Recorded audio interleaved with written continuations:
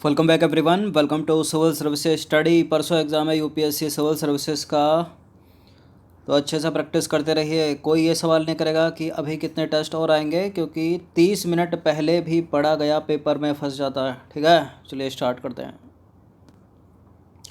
तो question number 1 पर आ जाइए। जुलाई माह में भारत की पहली ई लोक अदालत किस राज्य में आयोजित की गई? इंपॉर्टेंट हो सकता है प्रश्न ये। पहली है भारत की ई लोक अदालत कहाँ? उत्तर प्रदेश लग रहा है, दिल्ली लग रहा है, इनमें से कोई भी नहीं है। छत्तीसगढ़ है, सी। तो जुलाई माह में कोविड-19 प्रकोप के कारण प्रतिबंधित न्यायिक कार्य के बीच छत्तीसगढ़ में भारत की पहली राज्य स्तरीय ई लोक अदालत की शुरुआत की गई। इसका उद्घाटन छत्तीसगढ़ उच्च न्यायालय के मुख्य न्यायाधीश पी.आर. रामचंद्रन मेनन द्वारा किया गया। ई लोक अदालत की यह नवीन अवधारणा न्यायिक प्रणाली के लिए खास तौर पर मौजूदा इस कोरोना काल में काफ़ी मददगार साबित होगी।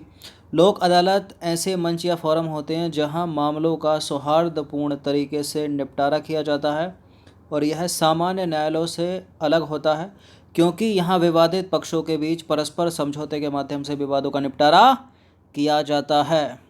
ठीक है, क्वेश्चन नंबर 2 पर आ जाइए। इंडेक्स ऑफ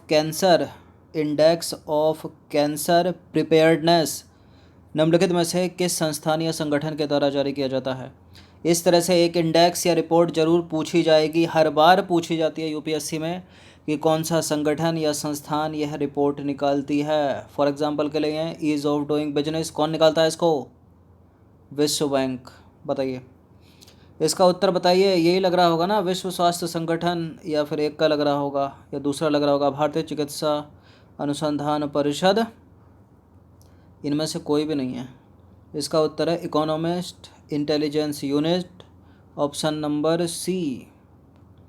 तो देखिए, इंडेक्स ऑफ कैंसर प्रिपेयर्डनेस नामक रिपोर्ट जो है इकोनॉमिस्ट इंटेलिजेंस यूनिट द्वारा जारी की जाती है। हाल ही में इस संगठन द्वारा cancer preparedness in Asia Pacific सार्वभौमिक कैंसर नियंत्रण के लिए प्रगति में इंडेक्स ऑफ कैंसर प्रिपेयर्डनेस से प्राप्त निष्कर्षों की जांच की गई। ठीक है, याद रखना रिपोर्ट इकोनॉमिस्ट इंटेलिजेंस यूनिट। अगला प्रश्न है, समाचारों में था मंदिर श्री पद्मनाभ स्वामी मंदिर से रिलेटेड कुछ स्टेटमेंट है यहाँ पर। यह केरल के तिरुवनंतपुरम में स्थित भगवान विष्णु का एक प्रसिद्ध मंदिर है। यह मंदिर स्थापत्य भारतीय स्थापत्य कला की नागर शैली का प्रमुख उदाहरण है। इसका निर्माण राजा मार्तंड वर्मा के शासनकाल में किया गया था। सोचिए कितनी शैली मंदिर की भारत में। नागर वैसा द्रविड़, द्रविड़ कहाँ? दक्षिण भारत में। तो नागर कहाँ से लिखा पड़ा है? ये गलत है, दक्षिण भारत में ही ना, केरल। तिरुवनंतपुरम में स्थित क्या विष्णु का मंदिर है ये? क्या पद्मनाभ स्वामी विष्णु मंदिर है या शिव है? विष्णु ही है, करेक्ट है पहला। इसका निर्माण राजा मार्तंड वर्मा के शासनकाल में किया गया था, ये भी सही है। तो दूसरा गलत हो गया, तो 2 को एलिमिनेट करके 1 और 3 लगा दीजिए। इसका आंसर सी। तो देखिए, पद्मनाभ स्वामी मंदिर दक्षिण भारतीय वास्तुकला का अद्भुत उदाहरण है। इसके निर्माण में द्रविड़ एवं केरल शैली का मिला-जुला प्रयोग देखने को मिलता है। यह मंदिर राजा मार्तंड वर्मा के शासनकाल में बनाया गया था, इसका निर्माण। और केरल के तिरुवनंतपुरम में भगवान विष्णु का मंदिर है ये, नागर शैली में नहीं है ये। ठीक है, केरल और द्रविड़ शैली में है। क्वेश्चन नंबर 4 पर आ जाइए। निम्नलिखित में से कौन बाढ़ प्रतिरोधी धान की किस्में हैं? बताइए। तेज पानी या अधिक बहाव के कारण या अधिक पानी भराव के कारण ये धान की किस्में खराब नहीं होंगी, क्योंकि प्रतिरोधी है ना। रंजित सब वन, स्वर्ण सब वन, बहादुर सब वन, तो तीनों की तीनों हैं डी, 1 2 3।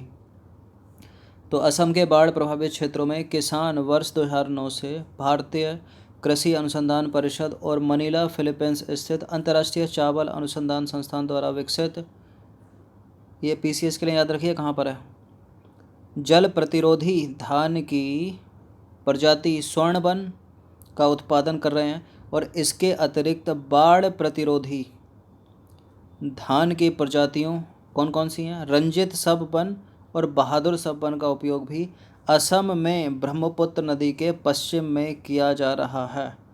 ठीक है। तो बहादुर सब वन, स्वर्ण सब वन, और पहली वाली कौन सी है? बहादुर सब वन, स्वर्ण सब वन और रंजित सब वन। ये धान की प्रजाति हैं बाढ़ प्रतिरोधी। दो हो गई जल प्रतिरोधी, एक हो गई जल प्रतिरोधी, और बाकी दो हो गई बाढ़ प्रतिरोधी। ठीक है, बात तो वही है ना, बाढ़ जल, बिना जल के तो बाढ़ भी नहीं बन सकती ना। क्वेश्चन नंबर 5 पर आ जाइए। तांगम, तांगम के संदर्भ में विचार करना है। तांगम सिक्किम की आदि जनजाति के भीतर एक अल्पज्ञात समुदाय है। इनकी मूल भाषा तांगम को यूनेस्को के world Atlas of intelligence language में गंभीर रूप से लुप्तप्राय, मतलब क्रिटिकली इंडेंजर्ड श्रेणी में इसको सूचित किया गया इनकी भाषा को। यह समुदाय सिक्किम के पेंडेम सर्किल में कुकिंग के आवासों में रहता है, कुकिंग के आवासों में रहता है। तांगम एलिमिनेट कहाँ होगा ये प्रश्न? अधिकतर स्टेट पे जाएगा, मतलब सिक्किम का है क्या तांगम? गलत है। अरुणाचल का है, गलत है। तीसरा भी कटेगा। तो एक के 1 और 3 काट के क्या आंसर मिलेगा? 2 ही मिलेगा ना। 2 में क्या है कि इनकी मूल भाषा तांगम को यूनेस्को के world Atlas of endangered language में गंभीर रूप से लुप्तप्राय श्रेणी में सूचीबद्ध किया गया है। तो देखिए, तांगम पहली बात तो अरुणाचल प्रदेश की बड़ी आदि जनजाति के भीतर एक अल्पज्ञात समुदाय है। तांगम अरुणाचल प्रदेश के एक छोटे से गांव में तांगम भाषा का प्रयोग करने वाले लोगों के रूप में केंद्रित समुदाय है, इसलिए गलत है पहला, क्योंकि अरुणाचल का है। यूनेस्को के world Atlas of endangered language 2009 के अनुसार तांगम एक मौखिक भाषा है जो तिब्बती बर्मन भाषा परिवार के तहत यूनानी समूह से संबंधित है। इसे यूनेस्को के world Atlas of endangered language के रूप में लुप्तप्राय, मतलब क्रिटिकली इंडेंजर्ड श्रेणी में जो है इसको सूचीबद्ध किया गया है, इसलिए सही है दूसरा वाला स्टेटमेंट। यह अरुणाचल प्रदेश के ऊपरी सियांग जिले के पेंडेम सर्किल में कुकिंग के आवास में रहते हैं। ठीक है, तो तांगम जोड़े मिलाने के लिए पूछा जा सकता है अरुणाचल प्रदेश आदिवासी समुदाय। क्वेश्चन नंबर 6 पर आ जाइए। शुद्ध यूवी सैनिटाइज़र का विकास निम्नलिखित में से किसके द्वारा किया गया है? शुद्ध यूवी सैनिटाइज़र किसने बनाया है? रक्षा अनुसंधान विकास संगठन, DRDO या इसरो या IIT खड़गपुर, IIT कानपुर या IIT दिल्ली? शुद्ध यूवी सैनिटाइज़र बनाया है IIT Kanpur, option number B. तो देखिए, भारतीय प्रौद्योगिकी संस्थान IIT कानपुर के शोधकर्ताओं ने कमरे को कीटाणु रहित करने के लिए शुद्ध अल्ट्रावायलेट सैनिटाइजिंग उपकरण विकसित किया है। इसका पूरा नाम क्या है? Smartphone operated handy ultraviolet disinfection helper. ठीक है, smartphone operated handy ultraviolet disinfection helper है, SHUDH, IIT Kanpur. Question number 7 पर आ जाइए। हाल ही में समाचारों में रहे प्रज्ञाता दिशा निर्देश किससे संबंधित हैं? प्रज्ञाता दिशा निर्देश किससे संबंधित है? डिजिटल शिक्षा पर MHRD के दिशा निर्देश हैं। ठीक है, ऑप्शन नंबर बी है इसका आंसर। तो देखिए, हाल ही में केंद्रीय मानव संसाधन विकास मंत्री ने नई दिल्ली में कहा, नई दिल्ली में ऑनलाइन माध्यम से डिजिटल शिक्षा पर प्रज्ञाता दिशा निर्देश जारी किए। प्रज्ञाता दिशा निर्देश विद्यार्थियों के दृष्टिकोण को आधार बनाकर विकसित किए गए हैं, जो कोविड-19 के मद्देनज़र जारी लॉकडाउन के कारण घरों पर मौजूद छात्रों के लिए ऑनलाइन यानी डिजिटल शिक्षा पर केंद्रित हैं। क्वेश्चन नंबर 8 है। बहुआयामी गरीबी सूचकांक से रिलेटेड कुछ स्टेटमेंट है, यहाँ पर बताना कि इनमें से कौन सा करेक्ट है। पहला स्टेटमेंट है, बहुआयामी गरीबी सूचकांक गैर आय आधारित आयामों के आधार पर गरीबी का मापन किया जाता है। गैर आय या आय आधारित, बताइए। गैर आय या आय आधारित? गैर आय सही है। इस सूचकांक को अंतर्राष्ट्रीय पुनर्निर्माण एवं विकास बैंक द्वारा विकसित किया गया है। गलत है, केवल पहला सही है।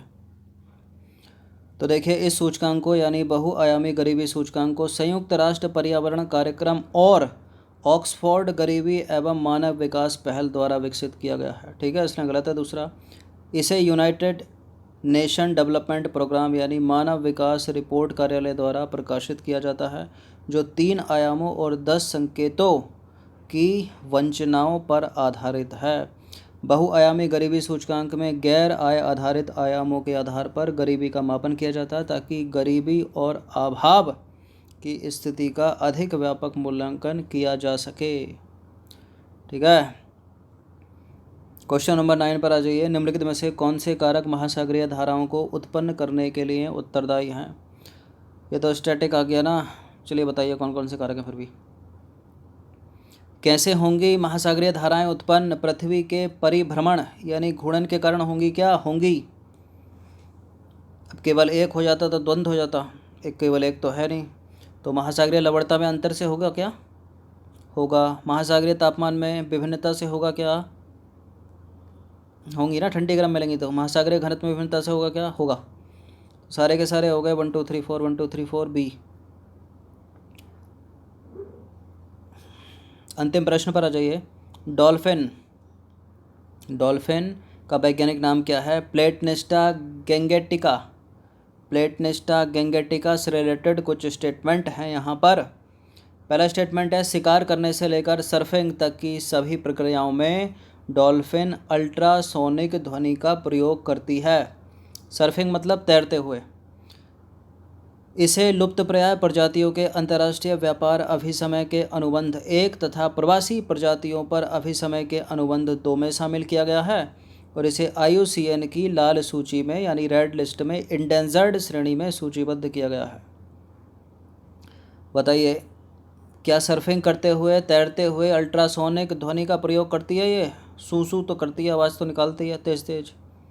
और IUCN की रेड लिस्ट में इंडेंजर्ड है या क्रिटिकली इंडेंजर्ड है या वुल्नरेबल है? देखिए, इंडेंजर्ड या IUCN की रेड लिस्ट में करेक्ट है तीसरा वाला स्टेटमेंट। और बिल्कुल लुप्तप्राय प्रजातियों के अंतर्राष्ट्रीय व्यापार अभिसमय के अनुबंध 1 तथा प्रवासी प्रजातियों पर अभिसमय के अनुबंध 2 में इसको शामिल किया गया है। सर्फिंग करते हुए अल्ट्रासोनिक ध्वनि का प्रयोग करती है। क्या होती है अल्ट्रासोनिक ध्वनि? 20,000 हर्ट्ज से ऊपर की होती है ना, तो सारे के सारे तो करेक्ट हो गए, डी है इसका आंसर।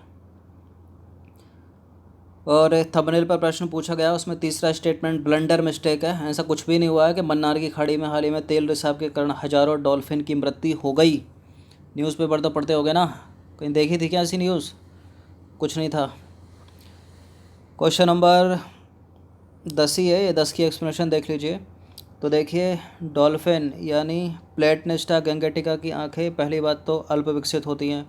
शिकार करने से लेकर सर्फिंग तक यानी नदी या समुद्र की लहरों के साथ तैरना तक, इन सारी क्रियाओं में जो है ये डॉल्फिन अल्ट्रासोनिक ध्वनि का प्रयोग करती है, यानी 20,000 हर्ट्ज से अधिक की ध्वनि शामिल होती है ना अल्ट्रासोनिक में। करेक्ट है पहला। डॉल्फिन को भारतीय वन्यजीव संरक्षण अधिनियम 1972 की अनुसूची 1 में शामिल किया गया है। इसे लुप्तप्राय प्रजातियों के अंतर्राष्ट्रीय व्यापार अभिसमय यानी साइट्स के अनुबंध 1 में तथा प्रवासी प्रजातियों पर अभिसमय कन्वेंशन ऑन माइग्रेटरी स्पीसीज के अनुबंध 2 में शामिल किया गया है। डॉल्फिन को IUCN की रेड लिस्ट में संकटग्रस्त श्रेणी में शामिल किया गया है। संकटग्रस्त या लुप्तप्राय एक ही बात है, ठीक है, यानी इंडेंजर्ड है ये। तो 2-3 चीज़ें याद रखनी है आपको। डॉल्फिन के ऊपर पहले भी प्रश्न बन चुके हैं, फेवरेट है UPSC की। इंडेंजर्ड है करंट स्टेटस इसका रेड लिस्ट में IUCN की, और साइट्स के अनुबंध 1 में ये सूचीबद्ध है। वन्यजीव संरक्षण अधिनियम की अनुसूची 1 में ये सूचीबद्ध है, और कन्वेंशन ऑन माइग्रेटरी स्पीसीज़ के अनुबंध 2 में ये सूचीबद्ध है। 20,000 हर्ट्ज से ऊपर की ध्वनि निकालती है, जिसको बोलते हैं अल्ट्रासोनिक ध्वनि, तैरते हुए भी निकालती है, ठीक है। आंखें इसकी अल्प विकसित होती हैं, शिकार करते हुए भी निकालेगी, तैरते हुए भी निकालेगी, ठीक है। तो 10 प्रश्न थे इंपॉर्टेंट, अच्छे से इसका रिवीजन एक बार तो देख ही लीजिएगा। धन्यवाद।